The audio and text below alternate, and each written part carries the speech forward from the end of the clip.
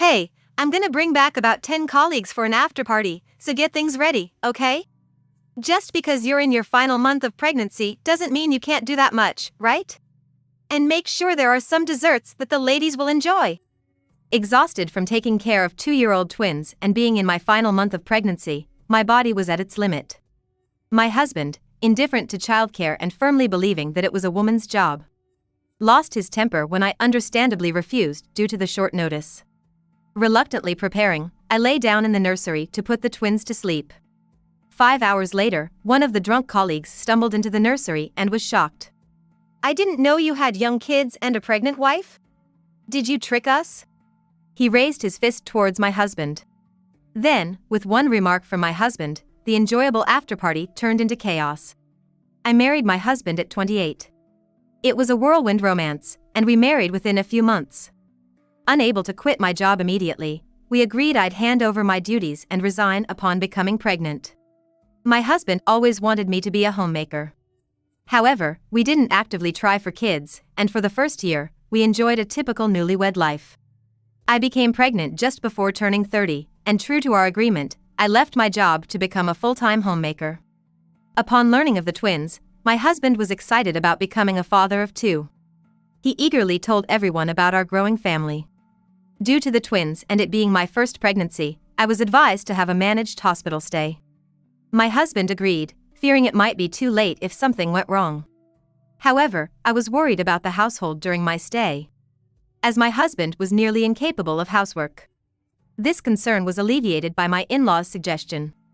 The options were for my mother-in-law to regularly check on my husband or for him to stay at his parents' until my return. He chose the latter. Eventually, I safely delivered the twins via C-section. My discharge was a grand affair, attended by my husband, in-laws, and parents. Nurses commented on how happy our family seemed. Yet, upon returning home, my husband's attitude changed. "Good to be back in my own house. Enough of my mom's nagging. Tea, please." I was taken aback. Expecting our parents to stay, they instead suggested we have some family time alone. My in-laws went back, and my parents returned to their hotel. My husband, complaining of a sore shoulder, left me with the babies and the luggage. Thankfully, he held one twin briefly, but soon placed them on a sofa, demanding tea. "Set up the baby's sleeping area first." In pain, I arranged a place for the twins to sleep. This was just the beginning of my husband's disinterest in parenting. The next day, my parents arrived early. "Kids first, then everything else, right?" my mom said, speaking from experience. Indeed, I was prioritizing the twins and my husband, leaving my own needs last. My in-laws arrived around noon. Having already seen my mother's efforts and realizing the extent of twin care, from then on, parenting became a joint effort with both sets of grandparents. My father-in-law and father were still working, so my mother-in-law and mother couldn't always prioritize the twins. With my parents living out of state, it was clear we'd rely heavily on my in-laws. They adored the twins, never faulted my inexperience, and reassured me to take things slowly. "It's a time to learn what being a mother means from our children, so there's no need to regret what you can't do," they said, which was very reassuring. Having my mother come over for the weekends from out of state and my mother-in-law helping during weekdays was incredibly motivating. Men might find it hard to get involved in childcare, but it can be enjoyable once they take the first step, as told by my father-in-law when he got involved in childcare. This was based on his own experience, acknowledging the initial embarrassment or fear of failure. My own father shared how nervous he was when he first took me out. However, despite hearing these stories, my husband showed no interest, responding with just "huh" or "really." Moreover, his attitude worsened in the absence of my parents, leading to my in-laws losing their patience.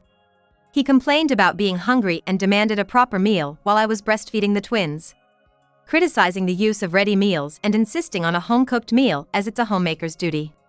"It's not like I'm using ready meals all the time," as my husband claims, but it seems he's dissatisfied even if just one item is a ready meal. He seemed to view the use of ready meals as slacking off in housework. "You're not a child. If you're hungry, make something yourself. Babies can't feed themselves. Why don't you suggest taking turns breastfeeding with formula milk instead of demanding a cooked meal?" My husband was initially shocked when scolded by my in-laws. If I cook, there'll be nothing left for a full-time homemaker to do, and if I breastfeed, what's left for a mother to do? My in-laws and I were astounded by his response. What followed was a barrage of lectures from my mother-in-law and basic childcare lessons from my father-in-law. My husband reluctantly helped but remained sullen throughout. For the next 2 years, until I became pregnant with our third child, he used work as an excuse to avoid childcare in front of my parents.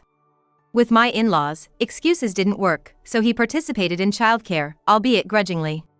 During my second pregnancy, I again suffered from severe morning sickness. Even my husband, seeing my obvious discomfort, couldn't demand anything and started doing more household chores and childcare. This was partly thanks to my in-laws' initial guidance. However, he gradually began finding excuses not to do them. The turning point was when he cooked a meal that wasn't very tasty. Mistakes happen, and I appreciated his effort and tried to eat as much as I could. But couldn't finish it due to feeling unwell. He took this as a silent accusation of his cooking being inedible. Feeling that his efforts were futile, he started to think it was a waste of his time. Once he began cutting corners, his dedication quickly faded, and it didn't even last a month. Now, he spends his weekends enjoying his hobbies and often comes home late on weekdays, citing work or social engagements. There were days when we barely saw each other. Still, I asked him to come home earlier or to spend at least one weekend day at home. I didn't need him to take care of me, just to spend time with the twins. You've been parenting for 2 years now, so you're probably used to it, right? Plus, it's your second time giving birth, and this time it's just one baby. There's nothing left for me to do. With that, my husband left to enjoy his hobbies. Lately, the 2-year-old twins had become more sensitive to our attitudes. They seemed to sense something was amiss from my husband's tone and my facial expressions. Unconsciously, I let out sighs of disappointment. Why did I get pregnant with a third child in such a situation? I couldn't help but question myself relentlessly. It's true that occasionally my husband showed a kind side to me, despite his lack of cooperation in childcare. When he sought physical intimacy, I felt reassured that he hadn't lost interest in me, but I also complied because refusing would upset him and create problems for me. Looking back, I realized this was a vicious cycle that led to our current situation. It's not that I dislike the baby in my belly. In fact, I'm happy about the pregnancy. But somewhere in my heart, I felt like this wasn't the right time. Yet, feeling the baby move inside my growing belly was endearing. I would stroke my belly and apologize for being a weak mom, promising to become stronger and asking the baby to be born healthy. Soon, it was decided that this birth would also be via C-section. I had to be admitted to the hospital in line with the due date, and there were preparations to be made. Most importantly, I needed my husband's help to take care of the twins while I was hospitalized. I couldn't ask him to take time off work, but I hoped he could at least help in the evenings. However, he said he couldn't make such a commitment as work was unpredictable. The idea of a man taking time off to align with his wife's childbirth is embarrassing. It makes me look like a henpecked husband. His words left me speechless. I thought of retorting, but before I could say anything, he cut me off with a demand for dinner. Let's not revisit that topic. The twins are 2 now, they can eat when they're hungry. Really? Then a 30-something man should be more capable of feeding himself than a 2-year-old. Why don't you show the kids how it's done? I'm fine. It's my earnings that keep this family going. You should be making me a grateful dinner as a sign of appreciation. His logic was infuriating. As my pregnancy progressed, the strain on my back increased, slowing down my movements. He criticized my housework as being slow or lacking enthusiasm. His favorite phrase lately was, "I'm the one providing for this family." He was the one who insisted on me being a homemaker once I got pregnant, despite my preference for working. Of course, I agreed to his insistence, but the idea of him providing for us was hard to accept. As I approached the 36th week of pregnancy, my movements became even slower, and his words grew harsher. His complete lack of consideration infuriated me, but fearing harm to my body, I refrained from arguing back. I kept my urge to argue in check and absorbed the unkind words from my husband. And then, the 38th week of my pregnancy, scheduled for a C-section, was quickly approaching. Rethink the C-section. The last time was twins, so it was unavoidable, but this time it's just one, right? Wouldn't you feel more fulfillment giving birth naturally? My husband didn't understand anything. Giving birth is risking one's life. His opinions and preferences are irrelevant. So, a C-section means early hospitalization and a longer stay. Basically, you're choosing a C-section because you want to avoid housework, right? I couldn't comprehend how he concluded that choosing a C-section equates to wanting to avoid housework. Nevertheless, I patiently explained the risks to both mother and baby. If my explanation wasn't clear, I suggested he could hear it from the doctor. But he wouldn't listen at all. You're bad at explaining. Why should I, of all people, take time out of my schedule to hear about C-sections? It's not me who's giving birth. I'm explaining why a C-section was chosen because you labeled it as a way to avoid housework. Yet, he dismisses it as irrelevant and ends the conversation. On the day of my admission, I tried to get his understanding to avoid being obstructed. But he snapped at me, calling me persistent. Amidst this, my husband unexpectedly called. He said he's bringing 10 colleagues home for an after-party and asked me to prepare food, including desserts that women would enjoy. Before we had kids, my husband used to bring colleagues over to our house for drinks. Back then, it was enjoyable to share good times with them, even though they were his colleagues. After I got pregnant, the frequency of these gatherings gradually decreased. Especially after the twins were born, it never happened. According to my husband, he invites them, but they hesitate because of the twins. It seems that my husband's colleagues were hesitant about having a gathering at a house with young twins. In essence, they were being considerate. The twins are still 2 years old and need constant attention.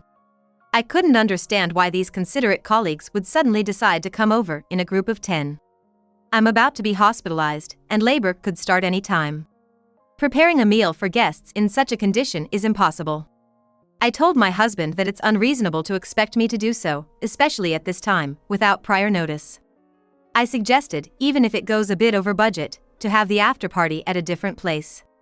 He's often generous with his colleagues and juniors, though it could be seen as showing off. There was even a time he spent a few $1,000s in one day on drinks. I pleaded with him, very humbly, to not bring them home this time, even if it costs that much. But my husband snapped back in anger. You said we were going to do it at my house. Are you trying to embarrass me?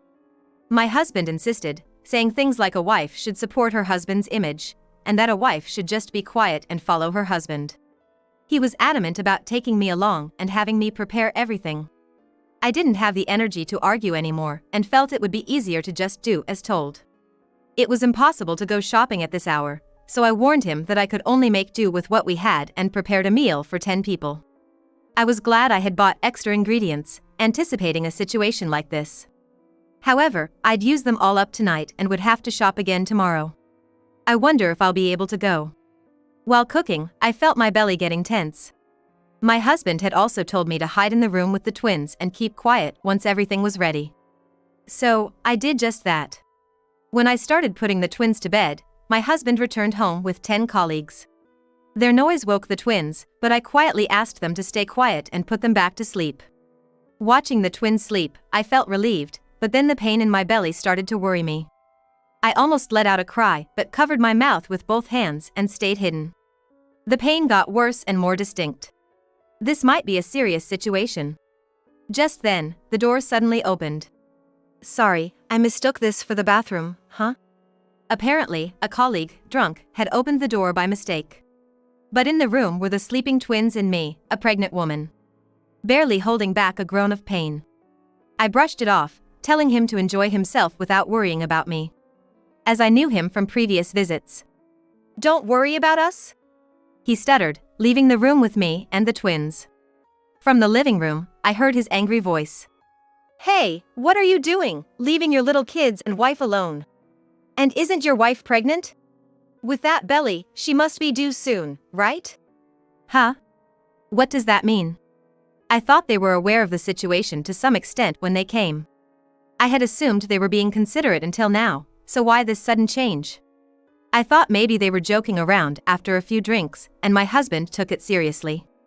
I believed it had reached this point because, once my husband had agreed to it, he couldn't back down and, prioritizing appearances, he went as far as getting angry to demand that I comply. But from the colleagues' conversation, it didn't seem that way. He had been declining invitations to a house with small kids. So, my husband kept inviting him, disregarding the refusals. The colleague felt guilty for coming so late at night to a house with kids and a pregnant woman. Why did this happen? Regarding this, a colleague said, I was told you and the kids were at your parents' house, and that your husband was alone, so no need to worry. Believing that, 10 colleagues came to our house for an after-party. I told you to hide so you wouldn't be seen. Well, if you were seen, it can't be helped. She always uses excuses like taking care of the twins or being pregnant and close to delivery to skip household chores. I had to make her cook, at least. Making a meal for 10 people at once, considering how much she has been slacking, it's still not enough. My husband said this with a voice full of confidence, as if he believed what he was doing was right. Cooking too? And for 10 people, at this hour? An unusual voice echoed, and curious, I left the room. I was worried about what my enraged husband might do. There are people who act like tyrants at home but pretend to be reasonable in public. I couldn't say for sure if my husband was that type, but knowing him at home, I had no idea what he might do now. Peeking into the living room, I saw a colleague grabbing my husband by the shirt. Even the drunken colleagues were trying to calm him down, saying he was going too far. However, the angry colleague explained why he couldn't calm down, and those who were defending my husband started looking at him suspiciously. Several colleagues, who also had children the same age as the twins, expressed their disbelief and scorn towards my husband. Female colleagues said from my perspective, it was unforgivable, calling him the worst kind of husband. Voices suggested disbanding the gathering, and some colleagues started to tidy up. When my husband was called the worst as both a husband and a father, he shrank from his previously arrogant demeanor and was unable to retort. Several colleagues noticed me and apologized. Moving to a nearby sofa to ease my body, I realized that the pain in my stomach was coming at regular intervals. Certain it was labor, I sought help from my husband, who was being scolded and shrinking away. But he didn't respond. A colleague noticed and asked if I needed to call the hospital. When I nodded, they handed me the cordless phone. I managed to call the hospital, which told me to come right away. I had my hospital bag ready in the bedroom. Attempting to get up to fetch it, a female colleague offered to get it if I permitted her into the room, and I agreed. Honestly, I felt like labor at this hour? My husband was useless, his spirit broken, and I wondered if it was right to call my in-laws at this time to ask them to take care of the twins. How many times had I wished we lived near my parents? I could have asked my own parents without any hesitation. If you're going to go, go by yourself. And if you call an ambulance, tell them not to use the siren, okay? It'd be embarrassing if the neighbors found out, right? It's your fault things turned sour, so take responsibility for it. The reason things turned sour was because my husband's lies were exposed. I was doing exactly as my worthless husband said, staying quietly locked in the room. After all, lies are bound to be uncovered. Especially men's lies, which are often poorly crafted. Blaming me for his own self-inflicted problems? I wanted to lash out in anger, but I felt like my body couldn't handle the stress of it. As I was suppressing my urge to speak out, I heard the sound of something being struck. Looking towards the noise, I saw one of my husband's colleagues, someone I also knew, slapping my husband across the face. I never thought you were such a rotten person. Giving birth is a matter of life and death. You hit me? I've never even been hit by my parents. Huh? Where have I heard such a line before? I was astounded that someone would actually say something like that in real life. And, maybe due to a deeply wounded pride or embarrassment, his face turned beet red. His ears were red too, and he seemed to feel deeply humiliated. Sorry for asking too much of someone who doesn't know pain to show empathy. Listen, the pain your wife is experiencing is far beyond this. Why am I the only one being blamed? I'm not in the wrong. After all, I'm the one supporting them. My husband argued that I was the one at fault for behaving in a way that embarrassed him in public, and that he was not to blame at all. He even shouted at the colleague who slapped him, threatening to sue for assault. However, none of the colleagues were listening to him anymore. They told him to go ahead and sue if he wanted, and asked me what I needed. With all the commotion, the twins woke up. They were scared, seeing all the unknown adults and hearing the raised voices, and started crying. I was overwhelmed taking care of myself, and now I had to calm the twins too, which honestly frustrated me. In such a time, a useless husband who prioritizes his pride is unnecessary. Just as I was thinking of calling my in-laws for help, a female colleague and a colleague with children offered to take care of the twins. Gratefully, I accepted their offer. The woman said she often took care of her nieces and nephews, and the man said his kids were about the same age as the twins. I informed them that the twins' room had plenty of toys, there were no allergies to worry about for meals, and they could use any food in the house. I also mentioned that my mother-in-law was supposed to come in the morning, but I would contact her to come earlier. Some colleagues who had experienced childbirth suggested it would be faster to take a taxi. They tried to call one, but it was going to take a while. Then one colleague mentioned he had a subordinate living nearby who wasn't at the gathering. The subordinate, also a father of a young child, rushed over after being called. His wife, understanding the situation, had urged him to leave quickly. I think it was a made-up story, but it was a thoughtful gesture that I appreciated. My husband kept insisting on his righteousness, but the colleague and I completely ignored him. The colleague's subordinate drove me to the hospital, and the female colleague who came with me said she would stay until my in-laws or parents arrived. I expressed my gratitude as she even contacted my parents and in-laws on my behalf. Despite having work the next day, she insisted it was fine and stayed with me until my in-laws arrived. My parents, living out of state, arrived the next morning. They didn't make it for the cesarean delivery, but were relieved to hear that both mother and child were safe. The real turmoil started once everything settled down. First, when my in-laws and my parents learned that the woman who called them was my husband's colleague, they suspected infidelity. They were curious about the circumstances under which the alleged mistress had contacted them, but decided to rush to the hospital first. Upon arriving and hearing the full story, they were shocked to realize the situation was far more serious than an affair. At the hospital, noticing the absence of my husband, my in-laws assumed he was at home taking care of the twins. They felt somewhat relieved thinking that, although he failed as a husband, he was fulfilling his duties as a father.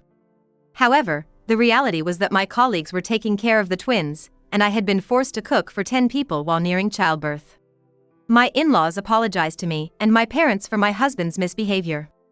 My in-laws suggested that it would be better for me if my parents were here, and quickly left to deal with my husband. The scene they encountered at our home was apparently appalling. By the time they arrived, all of my husband's colleagues, except the 2 who had offered to look after the twins, had gone home. While the remaining colleagues were busy taking care of the twins and cleaning up after the gathering, my husband was sulking in a corner, drinking beer from a can. My mother-in-law handed over some taxi fare and a small token of thanks to the remaining 2 colleagues and said she wanted to apologize and thank them properly for this incident. She didn't think money could solve it. It's just that, at that moment, the only way she could show her gratitude and apology was that. Later on, my in-laws went and thanked 10 of my husband's colleagues. When it was just my husband, his parents, and the twins, my mother-in-law took the twins out for a walk. She probably didn't want to show the kids their father getting scolded. When they returned home after a while, my husband's cheek was even more swollen, so it seems he got a solid hit from his father. My husband, thoroughly lectured by his father, looked like he had lost his soul. Even after all that, he insisted that what he did wasn't wrong. During my return home with our 3rd child, my husband never once had a change of heart. In front of his parents, he seemed to do what he was told. Getting hit by his father seemed to have a big impact on him, but as soon as his parents left, he reverted back to his old self. With 2-year-old twins and a newborn baby, I couldn't free up my hands, yet he was ordering me around. He started saying it was my fault for being an inadequate wife, which was why his father hit him. He was just too much to handle. I decided to divorce him and told my in-laws and my parents about it. My parents were totally in favor. Actually, before I was discharged from the hospital, they had told me to return to my parents' house. My in-laws, disappointed in their son, said they had no reason to oppose and apologized for the trouble he caused. My husband was the only one strongly against the divorce and didn't agree immediately. He consulted his colleagues at work, saying I was pushing for a divorce. But the colleagues were surprised I hadn't asked for a divorce earlier and supported my decision. In essence, my husband was abandoned by his colleagues. Rumors started at his workplace about some incident happening during a home party he hosted. The source is unclear, but the day after the party, a few, including my husband, were absent or late to work. Moreover, my in-laws even went to the company to meet the residents who were there at the time and apologize. From this, it seems my husband did something to his colleagues. Seeing both of my husband's parents apologizing together, what on earth did he do? Speculation began in the office. Meanwhile, news of my safe delivery spread among the 10 colleagues who attended the party. Curious employees speculated that maybe my delivery caused my husband to mess up. The rumor, not entirely inaccurate, spread, and my husband was looked down upon not only by colleagues but also by subordinates. Eventually, his work failures became prominent, and feeling uncomfortable, he voluntarily left the job. Only then did he seem to realize the gravity of his actions. Initially, he agreed to the divorce in a fit of anger, but after quitting his job and returning to his parents' house, he couldn't find peace. He begged me, almost in tears, to reconsider, saying the home we had was his sanctuary. But by then, I had already let go of that house. I returned to my parents' house and am raising our children with their help. I have no time to spare for a man I've already given up on. Afterward, my husband couldn't find a job before the deadline and was kicked out of his parents' house. With no money and forced out, he was driven into a corner, unable to be choosy about jobs with the looming child support and alimony payments due to me. He resorted to borrowing money from dangerous sources just to make ends meet, which led him into a life of being chased by debt collectors. Now, he's stuck in a tough job run by shady lenders, barely making enough money each day, which is almost immediately taken away for debt repayment.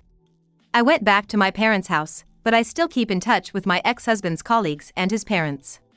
The twins wanted to see the big sister and big brother who played with them back then, so I reached out, not expecting much, and that's how we reconnected. At that time, I thought, what kind of colleagues come to a party at such a time? But it turned out, aside from my husband, they were all very sensible people.